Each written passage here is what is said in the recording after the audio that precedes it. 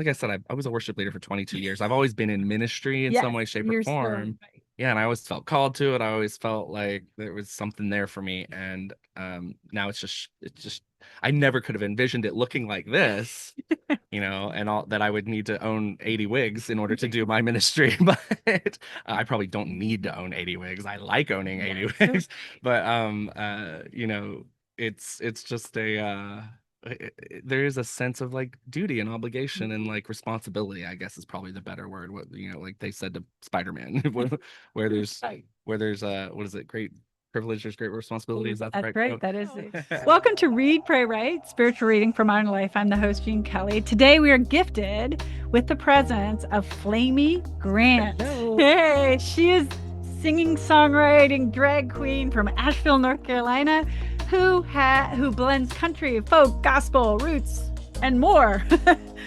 to preach a gospel of resilience and acceptance by speaking her own truth to power. And her most recent album, Church, charted at number 8 on the iTunes Country chart. And her single, Good Day, yay, which she has performed for us as a audio divina that we will guide you through as a distinct episode. That, debuted at number 20 on Billboard's Christian digital sales list. Yeah. So congratulations on all that. And welcome to our podcast. I'm so blessed that you are here. That's a treat. Thank you. So, and again, Flamy did a live performance of her Good Day, and you can find a guided meditation around that. That'll be on the website, readpraywrite.com, on our YouTube channel, and linked in our social bio at Facebook and Instagram. And so I wanted to start with Good Day, and tell me as part of what inspired that song, what was that success like for you, and what the meaning of those lyrics are for you. So I was a worship leader for 22 years in a variety of capacities. Okay. But about the last 8.5 years, I was at a really lovely, progressive, inclusive, diverse church in San Diego. Okay. And that was where I had landed after coming out of fundamentalist evangelicalism myself, and then coming out in my 20s, and then discovering, oh, there's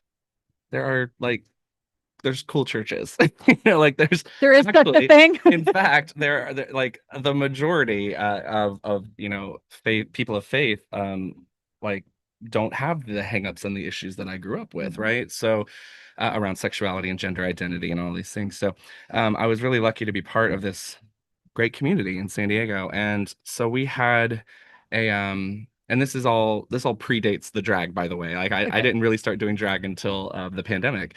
But we had the church decided to launch a queer small group, gay Bible study. And so they put that out there, and I was one of the worship leaders at this church, and I was the very visible gay in the church because of that, right? So I was like, oh, I guess I should probably go to gay Bible study, show face. Gotta represent. Yeah, go represent.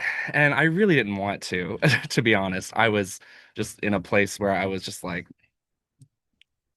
like the whole thing, like using the word Christian to describe myself was really hard. I didn't like having to say I'm a Christian, but not that kind, right? Like follow it up with 8 bullet points and be like, it was a fraught conversation, and I just decided I didn't want to have it anymore. So I just wasn't calling myself a Christian, but here I am at a, progressive Christian church, still leading music, right? So, so I show up to this small group, and it's just a lovely little group of queers, some of whom I knew, some of whom I didn't know yet, and we sat in this little circle, and the facilitator came in and said, all right, let's go around the room and let's have a little icebreaker, and everybody just share your name and where you're from and how did you reconcile your faith and your sexuality.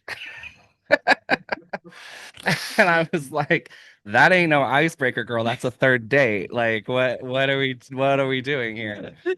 So I raised my hand. I'm an Enneagram 8, if that means anything to you. Yeah. It certainly does. So I feel the thing like going off the tracks, right? And I'm like, somebody's got to take control.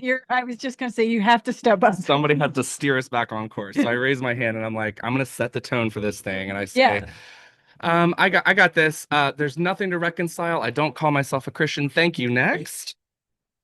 So I'm thinking, okay, like I have established the tone here. We're gonna move through this quickly. We're gonna like no, we're not gonna linger on this really like exhausting topic, right? And that is not at all how it went. Everybody else in the room wanted to linger on that exhausting topic. No. And but it was beautiful. It turned into a really like incredible conversation where everybody just got really vulnerable, and shared their stories. And I ended up learning so much from the people in the room that night because they all talked about why are we still here? Why are we doing this? It's really hard to be queer Right. in general, and it's really Right. hard to be queer in the Christian church. And so why are we sticking around? What are we trying to fix? What are we trying to save? What are we doing? Why don't we exit? Why don't we leave this space that is not easy for us to be in? And everybody had their reasons, but the common thread for me that night was hearing everyone say, "Oh my gosh, I know what it's like to be the queer kid who has no vision of a happy future for myself," right? Because everything you're told is that lifestyle, as they love to call it, is going to lead you down dark paths. It's going to lead you to isolation and sin and shame and sorrow, right? So everybody in the room was like, I now know better. I know I am that queer adult now, and I know that not only is like it possible to be healthy and happy and whole, it's like it's what we're here for as queer people. Like we have something to offer the world and the church to show them hey, like you're not If you exit, who's going to exactly. bring that And that was to that was the point. It was congregation? yeah, it was like we can be here, we can take up that space, and especially what we can do is show that next generation of queer kids like us, no, you have a beautiful, bright future ahead of you. Don't believe the hype. Right. The hope. It's you Yeah, giving them hope. exactly. It's so important. Yeah. So I just was, you know, really moved and impacted by that group of people. And I went home that night and I sat down with the guitar and just it's one of those songs that really wrote itself. Awesome. Yeah, I didn't even I like to say I blacked out for 2 hours, and when I came to, it was just on the paper. Yeah, you were just the channel I was for the it. channel. You were the channel for Yeah. it. Yeah, so we started singing that song in church, and it kind of, yeah, it became our little anthem. It is an anthem. Yeah. That's one of the reasons I love Yeah. it so much. You So can see how that would happen. we had talked about how can we get this recorded. We talked about it for a long time, and it wasn't until pandemic happened, I started doing drag. I realized I wanted to merge my love of drag with my love of songwriting, and so I decided to start recording songs as Flamy, and it initially that first record was just going to be 5 songs. It was going to be a little EP, and it just kept growing and growing. But it grew to the point where I was like, okay, it's almost a full like 10-song album, but I don't have quite enough songs that I've written yet in this, this newfound persona, this new drag creation that I was working on. And so I dug through the archives, and that one was like, I was like, oh my gosh, like a drag queen should be singing this song, you know?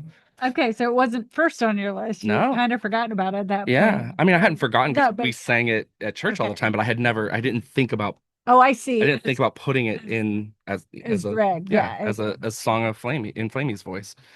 So we did and put out the album. It was the closer, the big closer. I got Derek Webb to sing on the record, which was incredible. I say I got him. I mean, he came to me and was just like, if I can help in any way. And I was like, don't say it unless you mean it.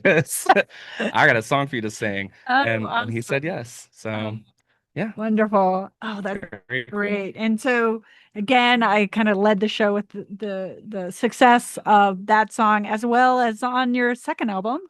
And so I wanted to kind of talk about like over time the experiences now for the second album, which is called Church, right? Mhm. What, sort of how are they is it the same? Your experience been after the success, right? Like Well, I mean, so the albums are different in so many ways. I mean, I would say that really the main way that they're the same is just that I wrote them both, with a couple co-writers here and there, but the differences are the first record was almost an accident. It just kind of there was no intention or plan or vision for it. It's just like we put it together and we built it song by song and track by track, and eventually we had an album. We were like, okay, there it is, let's do it. And then the second time, church was that was my first chance to really like think about crafting a full album. You Okay. know, before I had written one song, I knew I wanted to make an album, and I knew I wanted what I wanted it to be about, and I knew I wanted to call it church, and I knew I had some things to say. And so it was more of a holistic, like, let's step back and do this and from the bird's eye view. And then I also the other big luxury of making church is that I had a budget for it. I ran a Kickstarter that just went gangbusters, and I couldn't Oh, I believe it. bet. Yeah. So I was able to go to Nashville, hire Nashville musicians, rent a studio for a week. It was like the dream week of my Oh, life. I just the best time. And watching these like insanely talented professional, musicians like bring the songs to life was just a dream. I wow. loved it. So Wow. yeah. Great. Well, you mentioned that when you wrote Good Day, it was as if you weren't really writing it, that you Mhm. were the channel for it. And I wonder if, in any intentional way, you've combined your music with your own personal spiritual practices. We did Audio Divina. I don't know, that's something you ever did as a spiritual I did a leader. whole lot of Lectio Divina, but I've Okay. never done Audio Divina, so it's Okay. this is a cool practice. I mean, music is always Mhm. just an access point for me to the spiritual, to the divine, like whatever you want to call it. Like it's just for me, it is the quickest way to Mhm. like shift my body and my mind and heart and all of it, and just get it into a space that feels connected and um you know I can reach out into to wholeness, right, and call in wholeness. And so music is just the way I do that. It always has been, even when I was a kid singing uh hymns in our little evangelical church that I no longer can even like agree with lyrically with Right. integrity, but like it was still, it's the music, just like it. I mean, there's science behind it, right? Like There is. sound waves, all of it, like it changes our body chemistry. Yeah. Like And I always, another word I use for when you're considering a text as prayer of some sort, Mhm. is shimmering, or that it is a vibration. It is Yeah, a quickening. And, yeah. it's a matter of tuning into that and accepting it as something you should pay attention to, Mhm. and something you should linger in and find silence. Do you do any kind of prayer practice now as a Christian, or identifying yourself as a Christian? Yeah, I don't pray in the way that I always understood prayer Mhm. coming up, which is, this very vertical, like, let me ask for things and let Yeah. me tell you about things and pray against my enemies. I might still do a little bit of that actually. Yeah, Um, it's hard to resist, really. but no, I meditation has become pretty core. I would say there's, maybe four core pieces to how I practice my spirituality. And we already talked about music, meditation, body, just movement. You Mhm. know, I got really into, and I haven't done it as much in the past couple of years since being on tour full time. I've only been doing this job 2 years full time. So, but I really like, I miss my yoga practice, and I Okay. miss the just the way, man, I had some crazy experiences when I first started doing yoga. Like moments during Shavasana when I would like fully break down and like be like sobbing and having these like not past life regressions, but like Yeah. to my Some own weird memory my that own popped life. in. I Yeah, know. That's how I have yeah. that in meditation My too, inner centering prayer. my Yeah. inner child was like Huh? screaming and had been, my whole life. And that was really the first time like yoga was the thing that unlocked Okay. me being able to kind of reach back in time to my own younger self a little bit and realize, oh my gosh, that you've been carrying this shame, you've been carrying this deep guilt and fear and all of these things, and we need to work on that. And so and then the fourth I would just say is being outside. Oh, being outside, being in Yeah, I nature. Awesome. I love to just get into the quietest places I can find, Okay. yeah. So the time for silence, is that as Mhm. much as you can, even though you're someone who makes music? Yes. Silence, no, silence is so important. And in fact, people always assume and ask, I think, as a musician full time now, it's like, oh, what are you listening to? What do you? And I do listen to music here and there, but not nearly as much as I used to. And in fact, when I'm on the road and touring, I am much more likely to just sit there in my car like a complete weirdo in dead silence, driving down the highway without no audiobook, no podcast, no music. I love silence so Oh, much. that's And awesome. yeah. One, I think I do the same thing, and there's part of me that says that's where I'm, not even having thoughts if I can just not, Yeah. and all that going all the time. If I just don't have that internal dialogue, I am so much more open to what's in front of me and paying attention.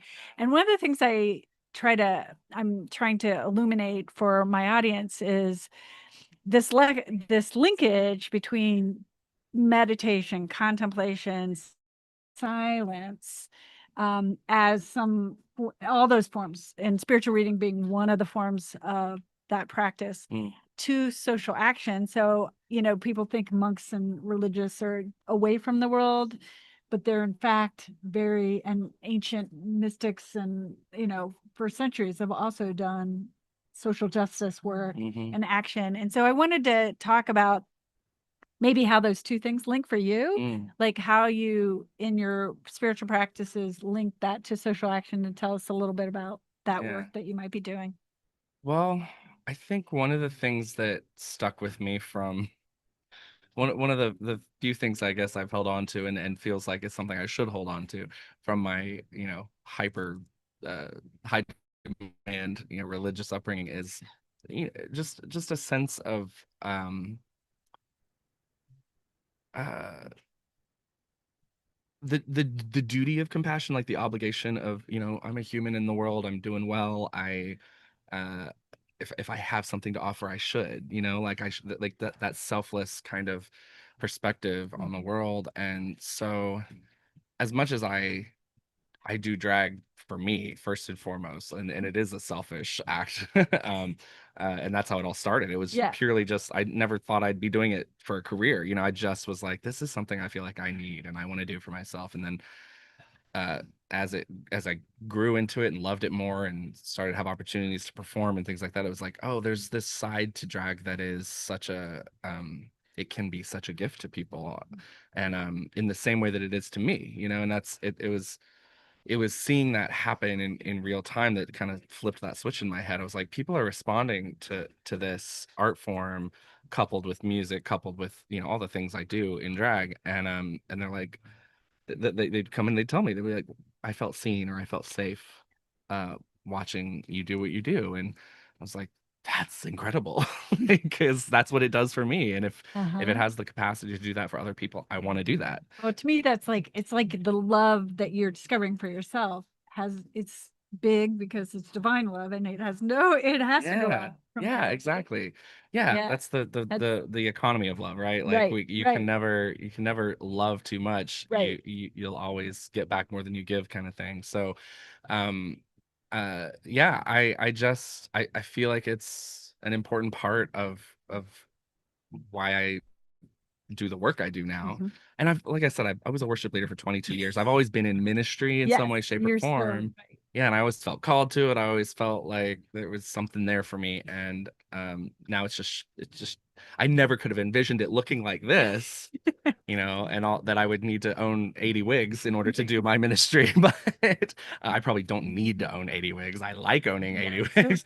But it's just there is a sense of like duty and obligation and like responsibility, I guess is probably the better word. What, like they said to Spider-Man, where there's Right. what is it? Great privilege, there's great responsibility. Is that the That's right right. quote? That is the So expression. yeah, so I feel, I mean, when I tour, I'm conscious of where I'm going. I try to make sure we're like not just staying in, big markets. I like to go to rural areas because that's, I grew up in a more rural area. And I like, I want to bring the sparkle and the joy and the stuff that makes me so happy. I want to bring that to places that might not I love have it. as easy access to it. So definitely always trying to do that. I travel on the road with an organization called the Campaign for Southern Equality, which is a nonprofit based out of Asheville, North Carolina, my hometown. And they do such incredible work trying to help queer folks in the South but here more recently, they're working in every single state that currently has like legislation in place to ban families with trans youth from accessing medically necessary health care. So I get to just go around and tell people about their work and raise money for them. And then, there's just like the little things, the little conversations you have, the moments at the meet and greet after the show where somebody has something to share, or just somebody comes up and sometimes you can just tell like they need that hug, or they need that like, you're beautiful, you got this, like let me like give you some of this drag queen energy, because that's like drag queen, yeah. So Yeah, it is energy. There's a confidence, there is a there's confidence. a it does, it makes you feel like a superhero, and you want to pass that on. You want other people, you want everybody to feel like a superhero. That's and so exactly right. That makes sense to me. And actually, that's a great segue to I do a kind of like mini series that I call Finding Your Resolve, because of that fifth step of this practice as I do it. And I taught a lot of service learning. I'm a former academic, and I hear from college age or young adults all the time that in this world right now, they feel overwhelmed with the obligation or the responsibility for social action. And, they want to respond to injustice. And I think that's a wonderful motivation, but they don't know where to start. They don't know how to know where they are called. And from your own story, like, what advice would you give them about how do you discern that? And how are you able to bring whatever gifts you have to that and feel good about it, right? Like, feel that is enough. Yeah. Bring what is enough. I mean, this may or may not be good advice, but I am a classic, what is the opposite of an overthink? I'm a classic underthinker. Oh, I love that. I do not, I, it can be a flaw for sure, because I'm very impetuous. I don't often consider long-term consequences. I'm like, let's do it. Let's dive in. Let's get the thing done. And then we'll deal with whatever comes next when it comes.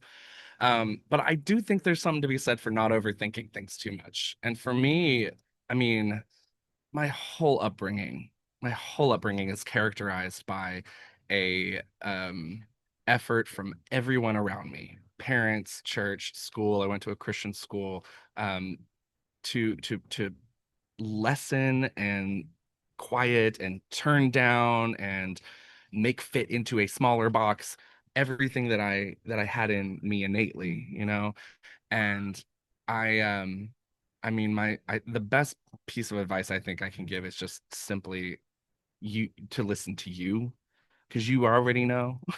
Your body already has some wisdom. You came into this world with it, and the world, most likely in ways that you were conscious of, or more likely probably not even conscious of, the world tries to take that away from us, tries to disconnect us from uh that inner knowing, that what I think is a divine installation in each of us. We get so cut off from our gut, our intuition, whatever you want to call it. Like, there's lots of ways we talk about that thing, but just that inner knowing. And give it a little more, let it in the driver's seat every once in a while, a little more frequently. Because I did not for a good, I would say a good 20-30 years.